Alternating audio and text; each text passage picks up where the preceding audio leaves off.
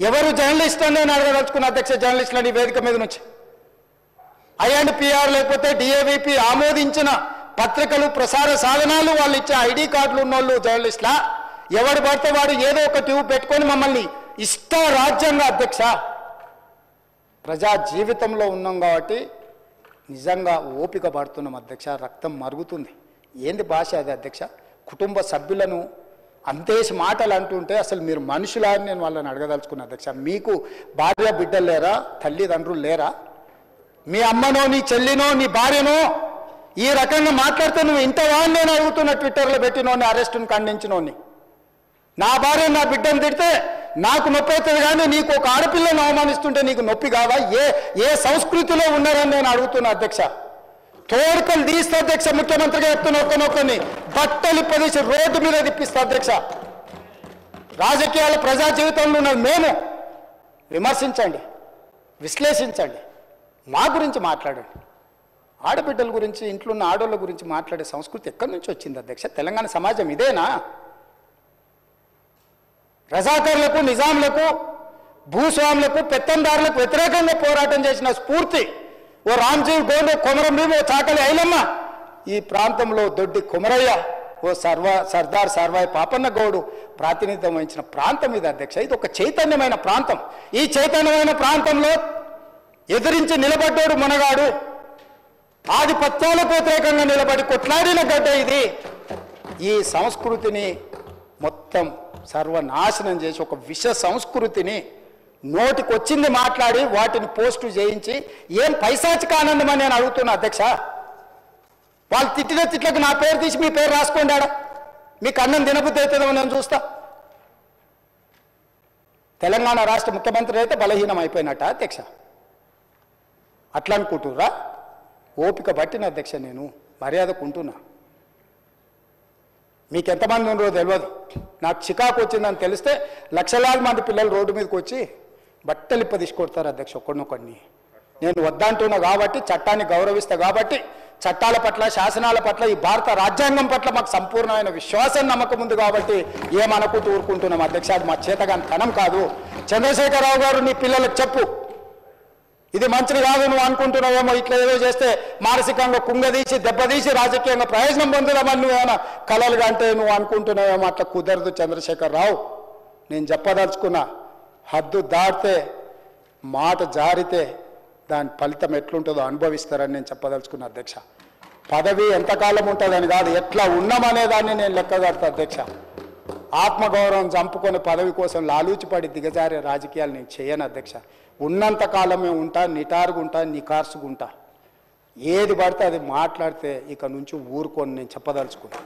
మీరు అనుకుంటున్నాం ఏది పడితే అది బాగా మాట్లాడితే చెల్లిపోద్ది, లేకపోతే కోర్టుకు పోతే బెయిల్ వస్తుంది, లేకపోతే ఈడిపోతే అది వస్తుంది, ఆడిపోతే ఇది వస్తుంది, మానసికంగా మమ్మల్ని దెబ్బతీసి ప్రయోజనం పొందాలని. అవసరమైతే చట్టాన్ని సవరించే పని అని చేస్తాం. ఏం భాష అధ్యక్ష? ఒకసారి మీరు చూడండి అధ్యక్ష.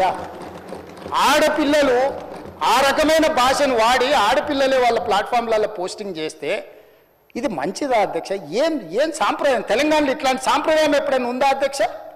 తెలంగాణ ఉద్యమ సందర్భంలో కూడా అంత పెద్ద ఎత్తున భావోద్వేగాలు ఉన్నప్పుడు కూడా ఇలాంటి భాషా ప్రయోగం జరగలేదు అధ్యక్ష. ఇదెక్కడి వింత పోకడలు, పైశాచిక ఆనందం అధ్యక్ష? వీటిని క్షమించే సమస్యనే లేదు అధ్యక్ష. నేను స్పష్టంగా చెప్పదలుచుకున్నా. చంద్రశేఖరరావు గారు వినండి, మీ పిల్లలకు బుద్ధి చెప్పండి. ఇలాంటి సాంప్రదాయం, సంస్కృతి భవిష్యత్ తరాలకు ఇవ్వదలుచుకోలేదు. దీన్ని ఇక్కడనే పాతరేయదలుచుకున్నా. ఉప్పు పాతరేస్తే ఇట్లాంటి సంస్కృతిని మీరు ప్రోత్సహిస్తే ఎవరిని వదలను. ప్రజాస్వామ్యయుతంగా ప్రతిపక్షంగా మీరు మాట్లాడండి, చెప్పండి, విమర్శించండి. దాన్ని సరిదిద్దుకోవడానికి మా ప్రభుత్వం సిద్ధంగా ఉంది. గౌరవిస్తాం. భారతీయ జనతా పార్టీ కూడా మా ప్రతిపక్ష పార్టీ. వాళ్ళ కేంద్రంలో అధికారంలో ఉండరు. ఆ అధికారాన్ని మన రాష్ట్రానికి ఉపయోగించేదానికి చేస్తున్నాం. అందుకే అధ్యక్ష, తమరు కూడా అక్కడి నుంచి ఆదేశాలు ఇవ్వండి. దీని మీద చర్చ జరగాలి. మీడియా మిత్రులకు కూడా నేను అడుగుతున్నా, మీ సంఘాలు ఏవైతున్నాయో సంఘాల నాయకులను కూడా అడుగుతున్నా, ఎవరో జర్నలిస్టులు లిస్ట్ ఇవ్వండి. జర్నలిస్ట్ అనే పదానికి డెఫినేషన్ ఏందో ఇవ్వండి, ఆ లిస్ట్ ఇవ్వండి. ఆ లిస్టులో ఉన్నోళ్ళు ఇట్లా తప్పు చేస్తే ఏం శిక్షిస్తారో మీరు నిర్ణయించండి. ఆ లిస్టులో లేనోడు జర్నలిస్ట్ కాడు. జర్నలిస్టు గానోని క్రిమినల్ కిందనే చూస్తాము. ఆ క్రిమినల్స్ని ఎట్లా జవాబు చెప్పాలనో గట్లనే చెప్తాం. ముసుగేసుకొని వస్తే ముసుగు ఊడవీకి బట్టలు గుడ్డలు ఊడదీసి కొడతా అని చెప్తున్నా. నేను తమాషా చేయొద్దు. నేను కూడా మనిషిని, నాకు చీమునెత్తురు ఉంది. అన్నిటికీ బరాయించుకుంటే తప్పులని అన్నిటిని మోసుకుంటే ఏదో కుర్చీలు ఉన్నా కాబట్టి ఊరుకుంటా అనేమన్నా ఏషాలు ఏదలుచుకోరు. అన్ని చట్టపరంగానే చేస్తా. చట్టాన్ని పరిధి నేను దాటను. ప్రతిదానికి ఒక శిక్ష, ఒక విధానం ఉంది. ఏది కూడా పరిధి దాటను. ఎందుకంటే నేను ముఖ్యమంత్రిని. చట్ట పరిధిలోనే అన్ని శిక్షలు ఉంటాయి. జర్నలిస్టులకు కూడా నా సూచన, ఎవరు జర్నలిస్ట్ వాళ్ళ గుర్తింపు కార్డు ఏందో మీరు నిర్ణయించండి. అది ఏదో ఏ లైన్ మీరు చెప్తారో చెప్పండి. వాళ్ళని మినహాయిస్తాము, మిగతా వాళ్ళు మాట్లాడేదాన్ని విశ్లేషిస్తాము. వాళ్ళందరి గురించి చర్చ చేద్దాం. అవసరం అనుకుంటే తమరు అనుమతిస్తే నాకు ఒక రోజు దాని మీద చర్చ పెట్టాలని ఉంది సభలో. అధ్యక్ష, సభా నాయకుడిగా నా రిక్వెస్ట్ మీకు ఒకటే, ఈ విశృంఖలత్వాన్ని ఆపాలి. ఎక్కడో ఒక దగ్గర దీనికి పరిష్కారం చూపించాలి అధ్యక్ష.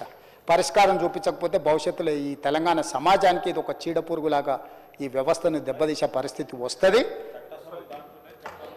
దానికోసం చట్టసభలు, కరెక్ట్ శ్రీధర్ బాబు గారు చెప్పినట్టు, దీనికి చట్టసభలే ఉన్నదే చట్టాలు చేయడానికి. దానికి చట్టం చేద్దాం. ఒకసారి తమ నేతృత్వంలో ఆదేశిస్తే లెజిస్లేటివ్ అఫేర్స్ మినిస్టర్ గారు జర్నలిస్టు సంఘాలను కూడా పిలిచి, అదేవిధంగా ఐఎన్పిఆర్ మినిస్టర్ గారు కూడా నా సూచన, మీరు పిలిచి కూర్చోబెట్టి మాట్లాడండి. ఇది చర్చ చేయండి. దీన్ని వదిలేసి ఊరుకుంటే ఎవరినో ఒకరిని అన్నారని కాదు, ఇది ఎవరినన్నా మనల్ని అందరిని అన్నట్లని. నా ఒక్కడి ఆవేదన కాదు, ఇది అందరి ఆవేదన వినే నేను ఈరోజు చెప్పదలుచుకుంటాను. నన్ను ఒక్కరిని ఏదో అన్నారు ఇదని కాదు. ఇది మాత్రం మాత్రం మంచిది కాదు. మీరు చర్చ పెట్టండి. దీని మీద చర్చ జరగాలి. ఒక మంచి సాంప్రదాయానికి తెలంగాణ వేదిక అవ్వాలి. అందరినీ సహకరించమని సభలో ఉన్న సభ్యులందరం కూడా చర్చించుకుందాం. స్వీయ నియంత్రణతో పాటు రాజ్యాంగపరమైన నియంత్రణ కూడా అవసరమే. ఎవరైనా పరిధి దాటినప్పుడు ఏ రకంగా శిక్షించాలనో దానికి అవసరమైన చట్టాన్ని చేయడానికి కూడా తమరిని అనుమతి ఇవ్వాల్సిందిగా కోరుకుంటూ తమరి దగ్గర సెలవు తీసుకుంటున్నా అధ్యక్ష.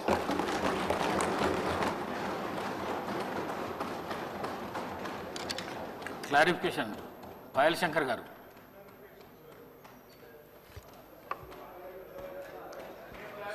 ధన్యవాదాలు అధ్యక్ష. నేను ముఖ్యమంత్రి గారి రిప్లై కన్నా ముందే ఆ విషయం చెప్పాలనుకున్న అవకాశం రాలేదు. అయినా ఇది ప్రధానంగా రైతులకు సంబంధించినటువంటి సమస్య. ఆ చెప్పినటువంటి విషయంలో, ఎందుకంటే ముఖ్యమంత్రి గారు అనేక సందర్భాల్లో ఆ రైతులకు సంబంధించిన విషయం మాట్లాడినప్పుడు నేను పోయిన బడ్జెట్లో అవకాశం రాలేదు. మరి ఈ దాంట్లో గవర్నర్ గారి ప్రసంగంలో స్పష్టంగా ఆ విషయం పొందుపరుస్తారేమో నేను అనుకున్నా. ఇది రైతులకు సంబంధించినటువంటిది. రైతులకు కాలాలు కలిసి రాక, పంటల దిగుబడి రాక చాలా ఇబ్బంది పడుతూ ఉన్నారు. కేంద్ర ప్రభుత్వం ప్రవేశపెట్టినటువంటి ఈ ఫసల్ బీమా పథకంలో రాష్ట్ర ప్రభుత్వ వాటాతో పాటు రైతు కట్టేటటువంటి వాటాని కూడా ప్రభుత్వం